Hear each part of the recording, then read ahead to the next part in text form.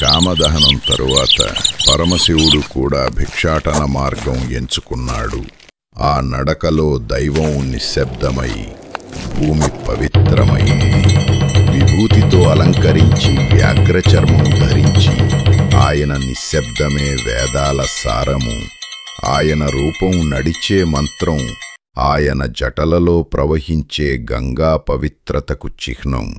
ఆయన నుదుటిపై తేజస్సుతో మెరిసే చంద్రుడు శాంతికి ప్రతీకం. ఆ రూపం చూస్తే మనసే ప్రశాంతమవుతుంది. ఆయన నడకలో ఆకర్షణ లేదు, ఆధ్యాత్మిక మేల్కొలుపు ఉంది. ఋషులు, దేవకన్యలు కూడా ఆయన రూపంలో తలమునకలయ్యారు. ప్రతి అడుగులో పవిత్రత, ప్రతి చూపులో జ్ఞానం. ఆ చూపుల్లో భిక్షగాడు కనపడడు, జగత్ మొత్తాన్ని ఆవహించిన పరమాత్మ మాత్రమే కనిపిస్తాడు. ఆ చూపు చాలు, మనసు భక్తిగా మారుతుంది.